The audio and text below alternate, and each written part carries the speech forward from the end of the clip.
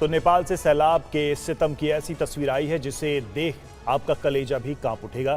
Flash flood ने रास्ते में आने वाले मकान को नस्तो नाबूद कर दिया। आखिर कैसी थी सन्न कर देने वाली सैलाब की विनाश लीला, एक और रिपोर्ट दिखाते हैं।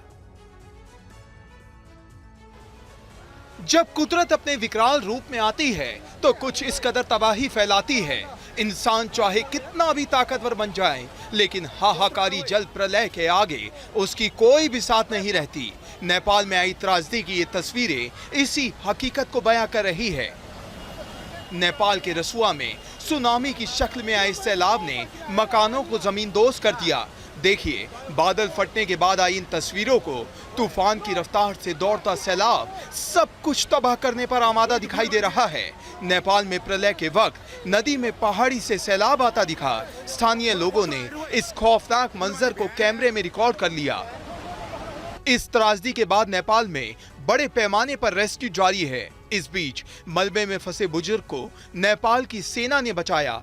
सेना का जवान अपनी पीठ पर बैठाकर इस बुजुर्ग को सुरक्षित जगह तक लेकर गया। इस दौरान कीचड़ की वजह से रेस्क्यू करने में खासी मुश्किलें आई तो इस मलबे में अभी कई और लोगों के फंसे होने की आशंका है।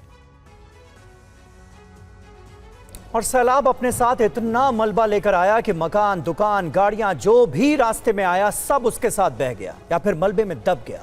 फिलहाल नेपाल के रसुआ में सिर्फ और सिर्फ तबाही का मंजर नजर आ रहा है हर तरफ। कुछ नई तस्वीरें आप देखिए इस रिपोर्ट। कुछ मिनटों में पूरा रसुआ का इलाका गायब हो गया। आसमान से बादल फटा और फिर मकान, दुकान, खेत खलिहान, सड़क, स्कूल, मैदान सब उजड़ गए। फ्लैश फ्लड के प्रहार से मिनटों में सब कुछ ध्वस्त होने लगा। सब कुछ तबाह कैसे हो गया इस वीडियो में देखिए। सैलाब पहाड़ से उतरा तो हाहाकारी बन गया। जल प्रहार के साथ बड़े बड़े पत्थर भी रसुआ तक बहकर आ गए। प्रचंड पानी के वेग के साथ ये पत्थर बम बन गए और एक झटके में कई इमारत तबाह हो गई। एक एक करके आंखों के सामने सदियों की यादें टूटने लगी। हर सेकंड यहाँ बादल बम की तरह तबाही मचाते दिखे। रसुआ में सैलाब आने के बाद स्थानीय लोग भागते दिखे। पुल पर मौजूद लोगों ने जैसे तैसे भागकर जान बचाई। सैलाब में पुल तिनके की तरह बह गया। अब इन तस्वीरों को देखिए, जहां हर तरफ मलबा पसरा है, कीचड़ ही कीचड़ बिछी है। सैलाब के साथ आई चट्टानों की वजह से पूरे इलाके में तबाही मची है। मलबे की चपेट में आ जाने से कई घर और मकान टूट गए। नेपाल में अब रेस्क्यू मिशन तेज कर दिया गया है। रेस्क्यू अभियान से अभी तक कई लोगों को मदद मिली है। सेना के जवान इस बीच कई लोगों के लिए देवदूत भी बनकर आए। आप देखिए पूरी खबर। चप्पे चप्पे पर मलबा, पहाड़ों के बीच फिसला। नेपाल के रसुआ का जर्रा जर्रा कह रहा है तबाही की कहानी। क्या हुआ क्या नहीं ये बस पहाड़ ही जानते। इंसानों की बनाए बस्ती का यहाँ नामो निशान नहीं बचा। सैलाब के समय जो जहां था या तो वो वहीं पर दब गया या फिर बह गया, लेकिन पहाड़ आज खामोश है। जैसे प्रकृति अपने आप से बातें कर रही है चुपके चुपके। अब यहाँ सेना का राहत और बचाव अभियान लगातार जारी है।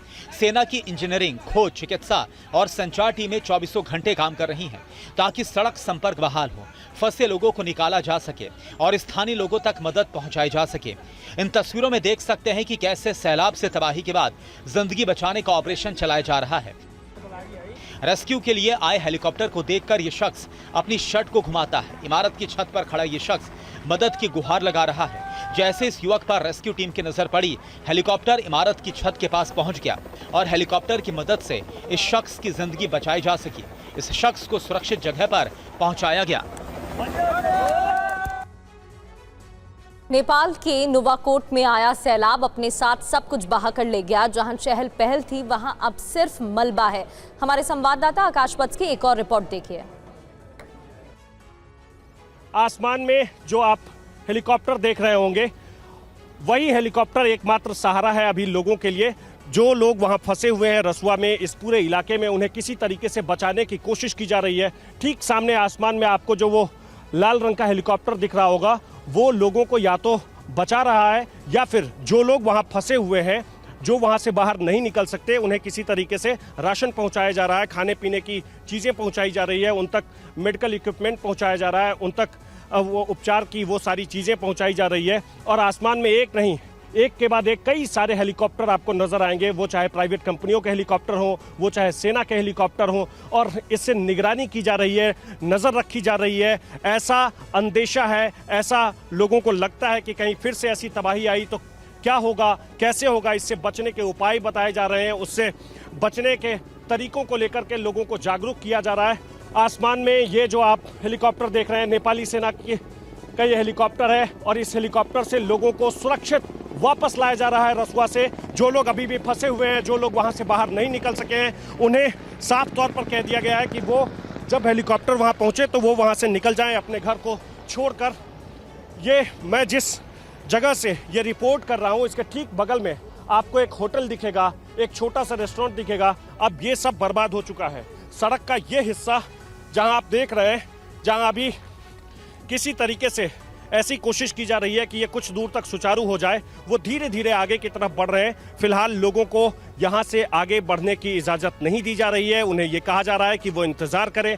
यहाँ पीछे जो लोग आपको नज़र आएंगे, मनीष एक बार पीछे की तरफ दिखाइए, यहाँ जो लोग आपको नजर आएंगे ये वो लोग हैं जो आसपास के रहने वाले लोग हैं। इनमें वो लोग हैं जिन्हें अपनों की तलाश है, जिन्हें उम्मीद है कि जो लोग कल से नहीं मिल रहे हैं इस तबाही के बाद से वो लोग मिल जाएंगे, जिन्हें उम्मीद है कि अब से कुछ देर के बाद उन्हें किसी तरह की कोई सूचना प्राप्त होगी, और वो लोग लगातार यहाँ इंतजार कर रहे हैं। एक लंबा आपको काफिला दिखेगा गाड़ियों का, लोग रुके हुए हैं, किसी के पास मोटरसाइकिल है, किसी के पास कार है, कुछ लोग गाड़ी बुक करके यहाँ पहुँचे हैं। उन्हें इंतज़ार है, उन्हें तलाश है कि जो लोग रसुआ की तरफ गए हुए थे वो किसी तरीके से वापस लौट आएंगे।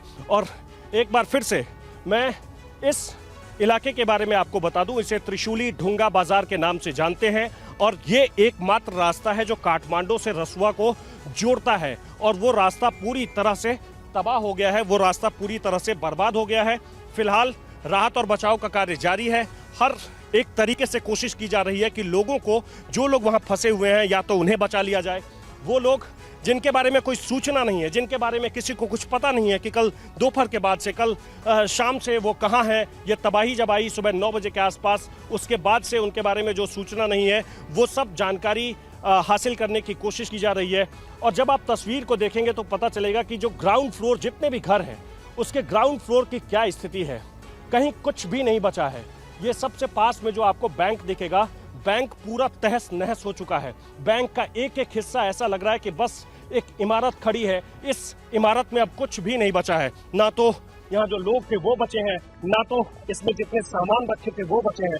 बस एक ढांचा है और ऊपर बोर्ड लगा हुआ है कृषि विकास बैंक लिमिटेड। ये बताने के लिए केवल काफी है कि स्थिति कैसी रही होगी, किस तरीके की रही होगी। लोगों को इसलिए रोका जा रहा है आगे जाने से कि अगर लोग आगे बढ़ेंगे तो हो सकता है कि जो दलदल है उस दलदल में वो फंस जाएंगे, हो सकता है कि उस दलदल से वो बाहर नहीं निकल पाए। इसीलिए लोगों को रोका जा रहा है, उन्हें सचेत किया जा रहा है।